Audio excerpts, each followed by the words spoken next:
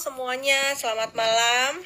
Hari ini saya salah satu bagian dari Rumah Akasia. Kita hari ini akan membahas tentang picky eater pada anak. Nah, hari ini saya akan mau mengajak salah satu terapis bicara dari Tepita. Bersama Ibu Pipit, saya akan menyambungkan ke Bu Pipit. Bu Pipit adalah salah satu terapis bicara. Dan, saya mau sambungkan dulu ke Ibu Pipit. Hai, Rene. Tunggu.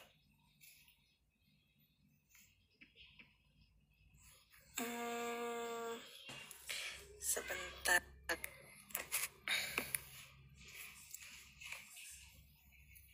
Mana ya? Ya.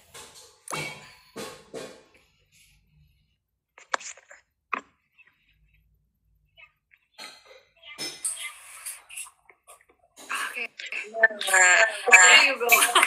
Selamat malam. Wah, sorry. Handphone saya lagi dicas. Bisa nggak sih kalau dimiringin gitu? Miring ya jadinya ya? Bisa. Jadi miring dong. Guys. Kayak benar-benar gaptek nih. Waduh. Oke. Thank you waktunya. Ya, sama-sama. Hai.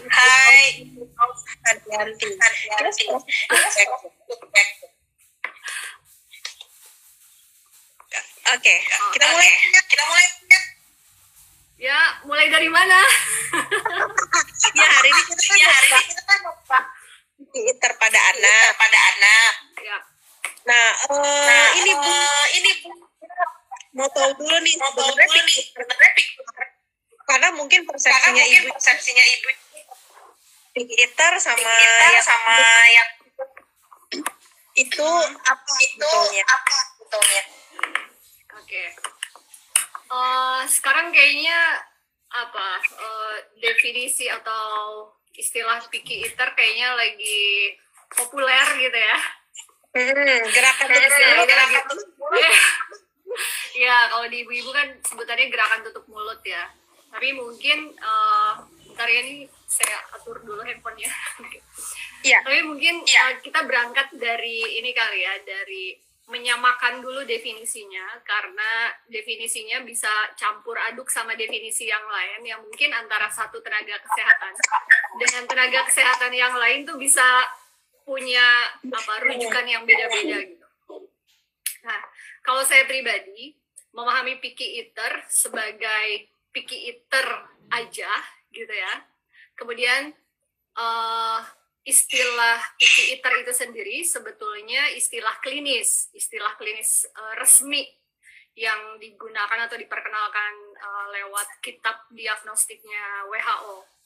Istilahnya yang digunakan memang picky eater untuk merujuk pada satu kondisi bahwa anak mungkin secara sederhana kita bisa bilang dia pilih-pilih makanan atau variasi makanannya terbatas. Jadi variasi makanannya tidak banyak. Pilih-pilih makanan atau variasi makanan terbatas, termasuk terhadap makanan yang dia familiar ataupun tidak, itu sama aja. Nggak ada bedanya, nggak ada istilahnya. Dia nggak mau sama makanan yang tidak familiar, mungkin tidak familiar, bisa iya, bisa enggak. Jadi keduanya nggak ada bedanya apakah makanan itu familiar di keluarga atau tidak. Ketika dia punya variasi makanan yang terbatas, kita bisa menduga bahwa mungkin dia menunjukkan permasalahan picky eater. Nah, jumlah variasinya banyak yang menyebutkan tuh beda-beda, tapi saya pribadi merujuk ke angka 15 sampai 20 jenis makanan, termasuk snack. Jadi 15 sampai 20 makanan termasuk snack di dalamnya. Jadi kayak variasi misalnya yogurtnya mau merek tertentu aja, buahnya cuma mau ini aja, makanan utamanya ini, snacknya ini, dijumlah gitu ya. Jumlahnya kira-kira 15 sampai 20. kurang dari itu, kurang dari tidak lebih dari 20, berarti ada dugaan yang mengarah mungkin anaknya mengalami atau punya resiko termasuk picky eater. Itu istilah pertama, picky eaters. Kemudian ada istilah kedua namanya neophobic relatif. Neophobic itu berarti takut mencoba makanan-makanan baru. Nah, bedanya picky eater dengan neophobic. Neophobic itu terjadi sebagai bagian dari proses perkembangan normal. Neophobic lebih kepada menolak mencoba makanan baru. Kan anak-anak usia di bawah 2 tahun lah ya, kalau kita mau kenalin mereka makanan baru, kalau makanan baru itu benar-benar baru buat mereka, mereka nggak pernah lihat kita makan itu mungkin, atau makanan tuh ya pokoknya kategorinya makanannya baru gitu ya, udah kelihatan belum pernah dicoba. Kemudian kita mau cobain makanan sama mereka, Terus dia kalau takut, mereka menolak mencoba dalam ranah perkembangan, itu disebut neofobik. Neofobik terhadap makanan. Nah, neofobik ini terjadi di usia 18 sampai 24 bulan. Gitu. Jadi kalau misalnya lebih dari 24 bulan masih menunjukkan neofobik, ya checklist kuning aja. Kita cuma enggak aja, oh dia masih menolak makanan, dia belum move on perkembangannya, ya kan, tahapan perkembangannya belum move on, skillnya belum move on. Itu terjadi di usia 18 sampai 24 bulan. Tetapi di usia yang sama, di usia 18 sampai 24 bulan, secara perilaku makan juga menunjukkan preferensi untuk mau meniru aktivitas yang dilakukan sama anak lain. Ya kan, anak-anak usia 18-24 kan lagi senang-senangnya ngelihat orang ngapain, terus dia niru. Sehingga melalui aktivitas tersebut, tentu cara kita memperkenalkan makanan ya akan tuntas aja, akan bisa dikenalkan. Artinya ketakutannya tidak menetap, tidak berlebihan, gitu. Ketakutan yang wajar, yang tidak menimbulkan perang meja makan. Yang biasa aja ya, debat kecil-kecil aja, bukan debat serius gitu.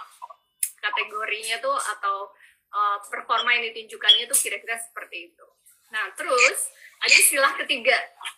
Istilah ketiga itu namanya ARFID. Apa? ARFID. ARFID. ARFID.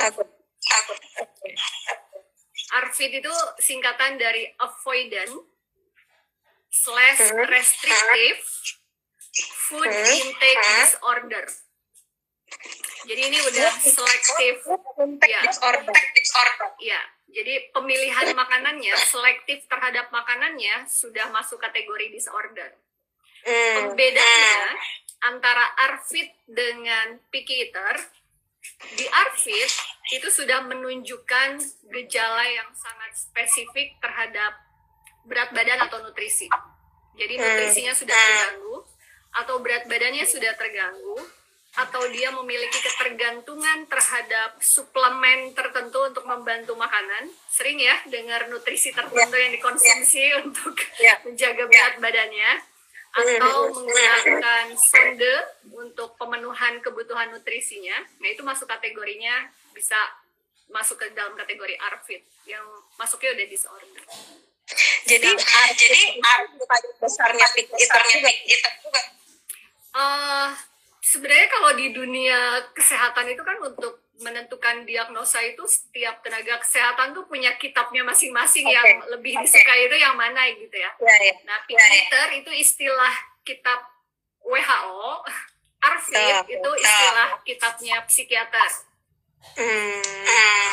Tapi kalau saya pribadi menggunakan ketiganya hanya untuk membedakan ke masyarakat atau ke orang tua bahwa ini masuk kategori picky eater atau hanya feeding difficulties gitu ya, yang mungkin ada isu-isu lain yang berhubungan. Ini masuk kategori neofobik, atau ini masuk kategori gangguan makannya lebih serius seperti Arvin. Hanya untuk membedakan, karena nanti kalau pembedanya lebih jelas ya, kalau pengen tahu lebih dalam soal itu ya silahkan aja gitu ya. Tapi di permukaan atau di depan mungkin kita bisa melihat, oke, ini mungkin isunya picky eater, ini isunya itu neofobik, nggak usah khawatir banyak-banyak gitu ya.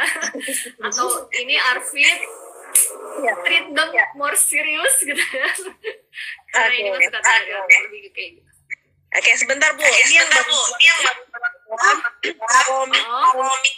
baru join mau bertanya. Nanti kita akan jawab.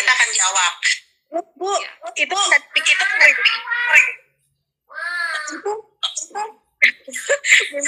sorry putus. Iya. Oke. Terus tuh bisa picky eater. Kenapa bisa picky eater?